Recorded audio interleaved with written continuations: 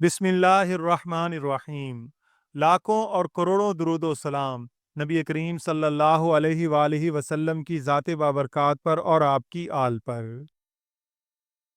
नाज़रीन कराम, हज़रत फ़ुज़ैल बिन अयाज़ का शुमार ना सिर्फ अहले तकवा में होता है, बल्कि आप मशाइखीन के पेशवा, राह हिदायत के हादी, विलायत व हिदायत के मिहर मुनव्वर और करामत और रियाजत के एतबार से अपने दौर के शेख कामिल थे।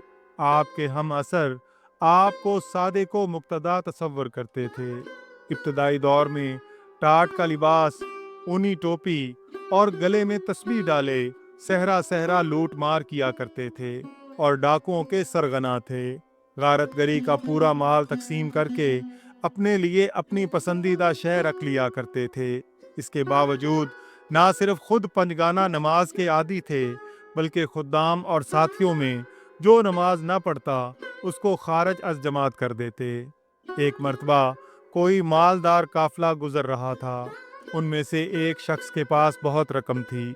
चुनाचे उसने लुटेरों के खौफ से ये सोच कर कि रकम बच जाए तो बहुत अच्छा है, सहरा में रकम दफन करने के लिए जगह की तलाश में निकला तो वहाँ एक बुजुर्ग मुसल्ला बिछाए तस्बीह पढ़ते देखकर मुतमईन सा हो गया और वो रकम बतौर अमानत उन बुजुर्ग के पास रखकर जब काफिला में पहुंचा तो देखा कि पूरा काफिला लुटेरों की नजर हो चुका था।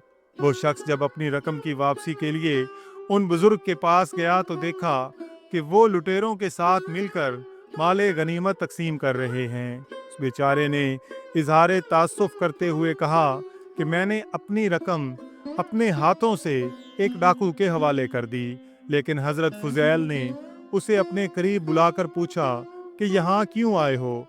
उसने डरते डरते अर्ज किया कि अपनी रकम की वापसी के लिए। आपने फरमाया कि जिस जगह रख गए थे वहीं से उठा लो।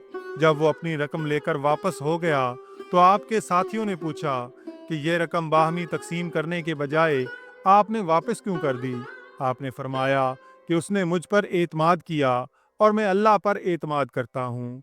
फिर चंद यौम बाद लुटेरों ने दूसरा काफिला लूट लिया जिसमें बहुत मालो मता हाथ आया, लेकिन अहले काफिला में से किसी ने पूछा कि क्या तुम्हारा कोई सरगना नहीं है। लुटेरों ने जवाब दिया कि है तो सही, लेकिन इस वक्त वो लबे दरिया नमाज में मशगूल है। उस शख्स ने कहा कि ये वक्त किसी नमाज का नहीं। राहजनों ने कहा कि नफल पढ़ रहा है। फिर उसने सवाल किया कि जब तुम खाना खाते हो तो क्या वो तुम्हारे हमरा खाना नहीं खाता। उन्होंने जवाब दिया कि वो दिन में रोजा रखता है। उसने फिर कहा कि ये तो रमजान का महीना नहीं है। डाकुओं ने कहा नफली रोजे रखता है। ये हालात सुनकर वो शख्स हैरत ज़दा रह गया और हजरत फुजैल के पास जाकर अर्ज किया कि सौमो सलात के साथ रहजनी का क्या ताल्लुक है। आपने पूछा कि क्या तूने कुरान पाक पढ़ा है। उस शख्स ने इस बात में जवाब दिया तो हजरत फुजैल इब्ने अयाज ने आयत तिलावत की जिसका तर्जुमा ये है, यानी दूसरों ने अपने गुनाहों का एतराफ़ करते हुए अमले साले को उसके साथ गलत मलत कर दिया। आपकी ज़ुबानी कुरानी आयत सुनकर वो शख्स महवे हैरत रह गया। रिवायत है कि आप बहुत बामुरव्वत व बाहिम्मत थे और जिस कारवां में कोई औरत या जिनके पास कलील मता होती तो उसको नहीं लूटते थे, और जिसको लूटते उसके पास कुछ न कुछ मालो मता छोड़ देते। इब्तदाई दौर में आप एक औरत पर फरेफ्ता हो गए और अक्सर उसकी मोहब्बत में गिरियाओ जारी करते रहते। ना सिर्फ ये, बल्कि लूटे हुए असासों से अपना हिस्सा उस औरत के पास भेज देते और गाहे बगाहे खुद भी उसके पास जाते रहते। एक मर्तबा रात में कोई काफिला आकर ठहरा और उसमें एक शख्स ये आयत तिलावत कर रहा था, अलम यानि लिल्लज़ीना आमनू अन तख़शा कुलूबुहुम लिज़िक्रिल्लाह, यानी क्या अहले ईमान के लिए वो वक्त नहीं आया कि उनके कुलूब अल्लाह के ज़िक्र से खौफज़दा हो जाएं। इस आयत का फुजैल के कल्ब पर ऐसा असर हुआ कि जैसे किसी ने तीर मार दिया हो, और आपने इजहार तासुफ करते हुए कहा कि ये गारत गरी का खेल कब तक जारी रहेगा और अब वो वक्त आ चुका कि हम अल्लाह की राह में चल पड़ें। ये कहकर ज़ारो कतार रोते हुए उसके बाद से मशगूले रियाजत हो गए और एक सहरा में जा निकले जहाँ कोई काफिला पड़ाव डाले हुए था।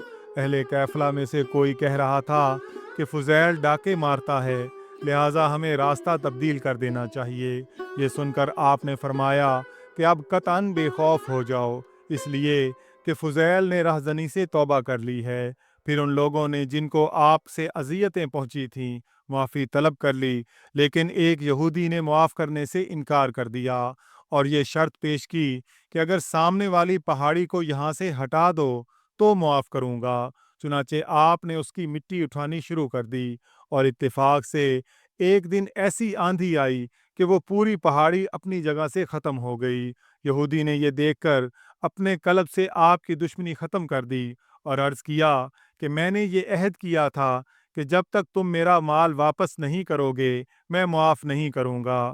لہٰذا اس وقت تکیہ کے نیچے اشرفیوں کی تھیلی رکھی ہوئی تھی، وہ آپ اٹھا کر مجھے دے دیں تاکہ میری قسم کا کفارہ ہو جائے۔ چنانچہ وہ تھیلی اٹھا کر آپ نے اس کو دے دی۔ اس کے بعد اس نے یہ شرط پیش کی کہ پہلے مجھے مسلمان کر لو پھر معاف کروں گا، اور آپ نے کلمہ پڑھا کر اس کو مسلمان کر لیا۔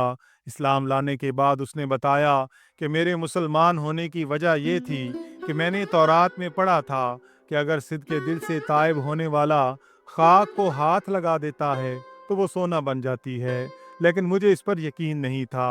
اور جب میری تھیلی میں مٹی بھری ہوئی تھی اور آپ نے جب مجھ کو دی تو واقعی اس میں سے سونا نکلا، اور مجھے مکمل یقین ہو گیا کہ آپ کا مذہب سچا ہے۔ ایک مرتبہ آپ نے کسی سے استدعا کی کہ میں نے بہت جرائم کیے ہیں، لہٰذا امیر وقت کے پاس لے چلو تاکہ وہ مجھ پر شرعی حدود نافذ کرے۔ اور جب اس نے امیر وقت کے سامنے آپ کو پیش کر دیا تو اس نے انتہائی تعظیم اور تکریم کے ساتھ آپ کو واپس کر دیا۔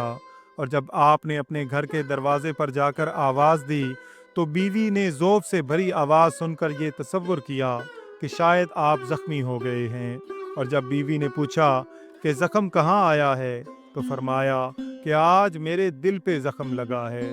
پھر بیوی سے کہا کہ میں سفر حج پر جانا چاہتا ہوں، لہٰذا اگر تم چاہو تو تم کو طلاق دے دوں، کیونکہ راستے میں تمہیں میرے ہمراہ بڑی بڑی اذیتیں جھیلنی پڑیں گی۔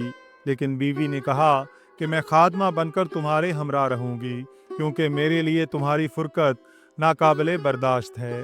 چنانچہ آپ نے انہیں شریک سفر کر لیا اور اللہ تعالیٰ نے راستے کی تمام مشکلات دور فرما دیں۔ آپ نے مکہ معظمہ پہنچ کر کعبۃ اللہ کی مجاورت اختیار کر لی اور مدتوں حضرت امام ابو حنیفہ رحمۃ اللہ علیہ کی خدمت اقدس میں رہ کر علم حاصل کیا اور عبادت و ریاضت میں معراج کمال تک رسائی حاصل کی۔ اہل مکہ آپ کے گرد جمع رہتے اور آپ اپنے مواعظ حسنہ سے انہیں متاثر فرماتے رہتے۔ دریں اثنا آپ کے کچھ اعزاء بغرض ملاقات پہنچے تو آپ نے ان سے ملاقات نہیں کی، لیکن بے حد اسرار کے بعد چھت پر چڑھ کر فرمایا کہ اللہ تم لوگوں کو عقل سلیم عطا فرمائے تاکہ کسی اچھے کام میں مشغول ہو جاؤ۔ یہ الفاظ ان لوگوں پر کچھ ایسے مؤثر ہوئے کہ ان پر غشی طاری ہو گئی اور تمنائے ملاقات لیے وطن واپس ہوئے۔ ایک رات ہارون الرشید نے فضل برمکی کو حکم دیا کہ مجھے کسی درویش سے ملا دو۔ چنانچہ وہ حضرت سفیان کی خدمت میں گیا اور دروازے پر دستک دینے کے بعد جب حضرت سفیان نے پوچھا کہ کون ہو تو فضل نے جواب دیا کہ امیر المؤمنین ہارون الرشید تشریف لائے ہیں۔ سفیان نے فرمایا کہ کاش مجھے پہلے علم ہوتا تو میں خود استقبال کے لیے حاضر ہوتا۔ یہ جواب سن کر ہارون نے فضل سے کہا کہ میں جیسے درویش کا متلاشی ہوں، ان میں وہ اوصاف نہیں ہیں، اور تم مجھے یہاں لے کر کیوں آئے؟ فضل نے عرض کیا کہ آپ جس قسم کے بزرگ کی جستجو میں ہیں وہ اوصاف صرف فضیل ابن ایاز میں ہیں۔ یہ کہہ کر ہارون کو فضیل ابن ایاز کے یہاں لے گیا۔ اس وقت آپ یہ آیت تلاوت فرما رہے تھے، یعنی کیا لوگ یہ سمجھتے ہیں کہ جنہوں نے برے کام کیے ہم ان کو نیک کام کرنے والوں کے برابر کر دیں گے؟ یہ سن کر ہارون نے کہا کہ اس سے بڑی نصیحت اور کیا ہو سکتی ہے۔ پھر جب دروازے پر دستک دینے کے جواب میں حضرت فضیل نے پوچھا کہ کون ہے، فضل برمکی نے کہا کہ خلیفہ صاحب تشریف لائے ہیں۔ آپ نے اندر ہی سے فرمایا کہ ان کا میرے پاس بھلا کیا کام اور مجھے ان سے کیا واسطہ، میری مشغولیت میں آپ لوگ حائل نہ ہوں۔ لیکن فضل نے کہا کہ اولو الامر کی اطاعت فرض ہے۔ آپ نے فرمایا کہ مجھے اذیت نہ دو۔ پھر فضل نے کہا کہ اگر آپ اندر داخلے کی اجازت نہیں دیتے تو ہم بلا اجازت داخل ہو جائیں گے۔ آپ نے فرمایا کہ میں تو اجازت نہیں دیتا، ویسے بلا اجازت داخلے میں تم مختار ہو۔ اور جب دونوں اندر داخل ہوئے تو آپ نے شمع بجھا دی تاکہ ہارون کی شکل نظر نہ آئے، لیکن اتفاق سے تاریکی میں ہارون کا ہاتھ آپ کے دستے مبارک پر پڑ گیا۔ تو آپ نے فرمایا کہ کتنا نرم ہاتھ ہے، کاش جہنم سے نجات حاصل کر سکے۔ یہ فرما کر نماز میں مشغول ہو گئے، اور فراغت نماز کے بعد جب ہارون نے عرض کیا کہ آپ کچھ ارشاد فرمائیں، تو آپ نے فرمایا کہ تمہارے والد حضور نبی کریم صلی اللہ علیہ وآلہ وسلم کے چچا تھے، اور جب انہوں نے نبی کریم صلی اللہ علیہ وآلہ وسلم سے استدعا کی کہ مجھے کسی ملک کا حکمران بنا دیجئے، تو نبی کریم صلی اللہ علیہ وآلہ وسلم نے فرمایا کہ میں تمہیں تمہارے نفس کا حکمران بناتا ہوں، کیونکہ دنیاوی حکومت تو روز محشر وجہ ندامت بن جائے گی۔ یہ سن کر ہارون نے عرض کیا کہ کچھ اور ارشاد فرمائیں۔ آپ نے فرمایا کہ جب عمر بن عبدالعزیز کو سلطنت حاصل ہوئی تو انہوں نے کچھ ذی عقل لوگوں کو جمع کر کے فرمایا کہ میرے اوپر ایک ایسا بار گراں ڈال دیا گیا ہے جس سے چھٹکارے کی کوئی سبیل نظر نہیں آتی۔ ان میں سے ایک نے مشورہ دیا کہ آپ ہر سن رسیدہ مومن کو باپ کی جگہ تصور کریں، اور ہر جوان کو بمنزلہ بھائی کے اور بیٹے کے تصور کریں، اور عورتوں کو ماں، بیٹی اور بہن سمجھیں، اور انہی رشتوں کے مطابق ان سے حسن سلوک سے پیش آئیں۔ ہارون الرشید نے پھر عرض کیا کہ کچھ اور نصیحت فرمائیں، تو آپ نے فرمایا کہ پوری مملکت اسلامیہ کے باشندوں کو اپنی اولاد تصور کرو، بزرگوں پر مہربانی کرو، چھوٹوں سے بھائیوں اور اولادوں کی طرح پیش آؤ۔ پھر فرمایا کہ مجھے خوف ہے کہ تمہاری حسین و جمیل صورت نارے جہنم کا ایندھن نہ بن جائے، کیونکہ محشر میں بہت سی حسین صورتوں کا نارے جہنم میں جا کر حلیہ تبدیل ہو جائے گا، اور بہت سے امیر اسیر ہو جائیں گے۔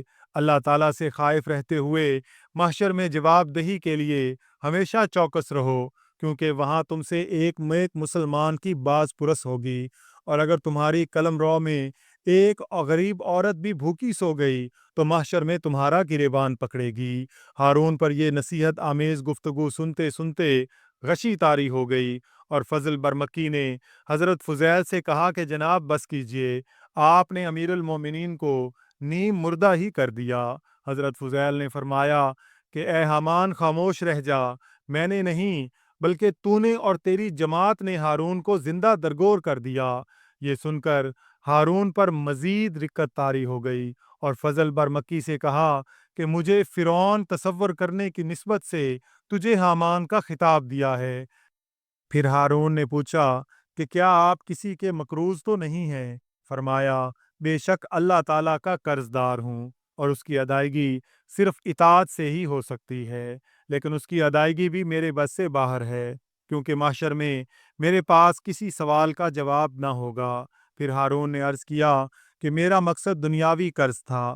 آپ نے فرمایا کہ اللہ تعالیٰ کی عطا کردہ نعمتیں ہی اتنی ہیں کہ مجھے قرض لینے کی ضرورت نہیں۔ اس کے باوجود ہارون نے بطور نذرانہ 1000 دینار کی تھیلی پیش کرتے ہوئے عرض کیا کہ یہ رقم مجھے اپنی والدہ کے ورثہ میں حاصل ہوئی ہے، اس لیے قطعاً حلال ہے۔ یہ سن کر آپ نے فرمایا کہ صد حیف میری تمام پند و نصیحتیں بے سود ہو کر رہ گئیں، کیونکہ تم نے ذرا سا بھی اثر قبول نہیں کیا۔ میں تو تمہیں دعوت نجات دے رہا ہوں، اور تم مجھے ہلاکت میں جھونکنا چاہتے ہو، کیونکہ مال مستحقین کو ملنا چاہیے اور تم غیر مستحقین میں تقسیم کرنے کے خواہاں ہو۔ اس کے بعد ہارون نے رخصت ہوتے وقت فضل برمکی سے کہا کہ یہ واقعی صاحب فضل بزرگوں میں سے ہیں۔ حضرت فضیل ایک مرتبہ اپنے بچے کو آغوش میں لیے ہوئے پیار کر رہے تھے کہ بچے نے سوال کیا کہ آپ مجھے اپنا محبوب تصور کرتے ہیں؟ فرمایا بے شک۔ پھر بچے نے کہا کہ اللہ تعالیٰ کو بھی محبوب سمجھتے ہیں، پھر ایک قلب میں دو چیزوں کی محبوبیت کیسے جمع ہو سکتی ہے؟ یہ سنتے ہی بچے کو آغوش سے اتار کر مصروف عبادت ہو گئے۔ میدان عرفات میں لوگوں کی گریہ و زاری کا منظر دیکھ کر فرمایا کہ اگر اتنی گریہ و زاری کے ساتھ کسی بخیل سے بھی دولت طلب کریں تو شاید وہ بھی انکار نہیں کر سکتا۔ لہٰذا اے مالک حقیقی، اتنی گریہ و زاری کے بعد مغفرت طلب کرنے والوں کو تو یقیناً معاف فرما دے گا۔ عرفہ کی شب میں کسی نے آپ سے سوال کیا کہ عرفات کے متعلق جناب کا کیا خیال ہے؟ فرمایا کہ اگر فضیل ان میں شامل نہ ہوتا تو یقیناً سب کی مغفرت ہو جاتی۔ آپ سے کسی نے سوال پوچھا کہ خدا کی محبت معراج کمال تک کس وقت پہنچی؟ فرمایا کہ جب جب دنیا اور دین بندے کے لیے مساوی ہو جائے۔ پھر کسی نے سوال کیا کہ اگر کوئی فرد اس وقت خوف سے لبیک نہ کہتا ہو کہ جواب نفی میں نہ مل جائے تو اس کے متعلق آپ کی کیا رائے ہے؟ فرمایا کہ اس سے زیادہ بلند مرتبت کوئی نہیں۔ پھر اس دین کے متعلق سوال کے جواب میں فرمایا کہ عقل دین کی بنیاد ہے، اور عقل کی بنیاد علم، اور علم کی بنیاد صبر ہے۔ حضرت امام احمد بن حنبل رحمۃ اللہ علیہ فرمایا کرتے تھے کہ میں نے اپنے کانوں سے حضرت فضیل کو یہ کہتے سنا ہے کہ طالب دنیا رسوا اور ذلیل ہوتا ہے، اور جب میں نے اپنے لیے کچھ نصیحت کے متعلق عرض کیا تو فرمایا کہ خادم بنو، مخدوم نہیں، کیونکہ خادم بننا ہی وجہ سعادت ہے۔ ایک مرتبہ بشر حافی نے پوچھا کہ زہد و رضا میں افضل کون ہے؟ فرمایا کہ رضا کو فضیلت اس لیے حاصل ہے کہ جو راضی برضا رہتا ہے وہ اپنی بساط سے زیادہ طلب نہیں کرتا۔ سفیان ثوری فرمایا کرتے تھے کہ ایک مرتبہ رات کو آپ کی خدمت میں حاضر ہوا اور قرآن و حدیث کے بیان کے بعد میں نے عرض کیا کہ آپ کی نشست اور رات دونوں مبارک ہیں، خلوت سے کہیں زیادہ افضل۔ فرمایا کہ یہ نہ کہو آج کی شب تمام راتوں سے کبھی ہے، کیونکہ آج کی شب ہم دونوں اسی تصور میں غرق رہے کہ گفتگو کا موضوع ایسا ہونا چاہیے جو ہم دونوں کا پسندیدہ ہو، جبکہ اس تصور سے خلوت نشینی اور ذکر الہی میں مشغولیت کہیں زیادہ بہتر ہے۔ آپ نے حضرت عبداللہ کو سامنے آتا ہوا دیکھ کر فرمایا کہ جدھر سے آئے ہو ادھر ہی لوٹ جاؤ، ورنہ میں لوٹ جاؤں گا۔ تمہاری آمد کی غایت صرف یہ ہوتی ہے کہ ہم دونوں بیٹھ کر باتیں کریں۔ ایک مرتبہ آپ نے کسی سے حاضر خدمت ہونے کی وجہ دریافت کی تو اس نے عرض کیا کہ میری آمد کا مقصد آپ کی شیریں بیانی سے محظوظ ہونا ہے۔ آپ نے قسم کھا کر فرمایا کہ یہ بات میرے لیے بہت ہی وحشت انگیز ہے، کیونکہ تمہاری آمد کا مقصد صرف اتنا ہے کہ ہم دونوں جھوٹ اور فریب میں مبتلا ہیں، لہٰذا یہاں سے فوراً چلے جاؤ۔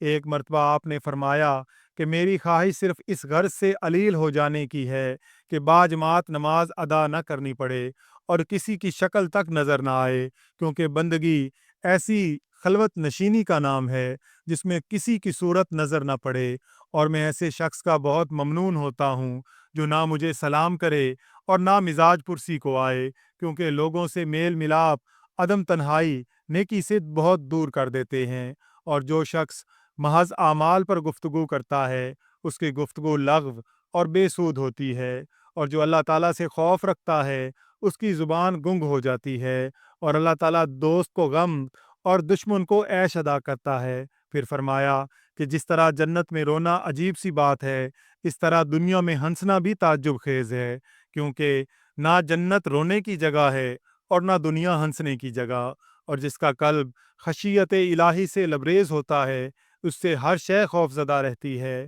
پھر فرمایا کہ بندے میں زہد کی مقدار اسی قدر ہوتی ہے جتنا اسے آخرت سے لگاؤ ہوتا ہے۔ ایک مرتبہ آپ کے بچے کا پیشاب بند ہو گیا تو آپ نے دعا فرمائی کہ اے اللہ، تجھے میری دوستی کی قسم، اس کا مرض دفع فرما دے۔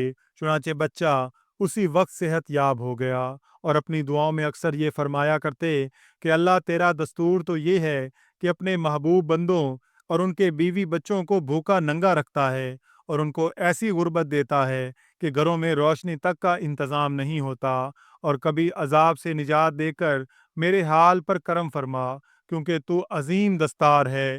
مشہور ہے کہ آپ کو 30 برس کسی نے ہنستے ہوئے نہیں دیکھا، لیکن جب آپ کے صاحبزادے کا انتقال ہوا تو مسکراتے رہے، اور جب لوگوں نے وجہ پوچھی تو فرمایا کہ اللہ تعالیٰ اس کے مرنے سے خوش ہوا، لہٰذا میں بھی اس کی رضا میں خوش ہوں۔ کسی قاری نے بہت خوش الہانی کے ساتھ آپ کے سامنے آیت تلاوت کی تو آپ نے فرمایا کہ میرے بچے کے نزدیک جا کر تلاوت کرو، البتہ سورۃ القاریہ ہرگز مت پڑھنا، کیونکہ خشیت الہی کی وجہ سے وہ ذکر قیامت سننے کی استطاعت نہیں رکھتا۔ مگر قاری نے وہاں پہنچ کر یہی صورت قرأت کی اور آپ کے صاحبزادے ایک چیخ مار کر دنیا سے رخصت ہو گئے۔ زندگی کے آخری لمحات میں آپ نے فرمایا کہ مجھے پیغمبروں پر اس لیے رشک نہیں آتا کہ ان کے لیے بھی قبر و قیامت اور جہنم و پل صراط کا مرحلہ ہے، اور وہ بھی نفسی نفسی کی منزل سے گزریں گے، اور ملائکہ پر اس لیے رشک نہیں آتا کہ وہ انسانوں سے زیادہ خوفزدہ رہتے ہیں، البتہ ان پر ضرور رشک آتا ہے جنہوں نے شکم مادر سے جنم ہی لیا ہے۔ انتقال کے وقت آپ کی 2 صاحبزادیاں موجود تھیں، چنانچہ انہوں نے اپنی زوجہ محترمہ سے فرمایا کہ میرے بعد دونوں کو کوہ ابو قبیس پر لے جا کر اللہ تعالیٰ سے عرض کرنا کہ فضیل نے زندگی بھر انہیں پرورش کیا، اور جب کہ وہ قبر میں جا چکا ہے تو یہ دونوں تیرے سپرد ہیں۔ چنانچہ بیوی نے وصیت پر عمل کیا اور ابھی دعا میں مشغول ہی تھیں کہ سلطان یمن ادھر آ نکلا، اور انہوں نے دونوں صاحبزادیوں کو اپنی کفالت میں لے کر ان کی والدہ سے اجازت کے بعد اپنے دونوں لڑکوں سے ان کی شادی کر دی۔ عبداللہ ابن مبارک فرمایا کرتے تھے کہ حضرت فضیل رحمۃ اللہ علیہ کی موت کے وقت زمین و آسمان حزن و ملال میں غرق تھے۔ اللہ تعالیٰ کی کروڑوں رحمتیں اور برکتیں ہوں حضرت فضیل ابن ایاز کی قبر مبارک پر۔ ناظرین کرام، ویڈیو پسند آئی ہو تو اس کا اظہار کمنٹس میں ضرور کیجیے گا۔ اللہ تعالیٰ سے دعا ہے کہ اللہ تعالیٰ ہم سب کا حامی و ناصر ہو، آمین یا رب العالمین۔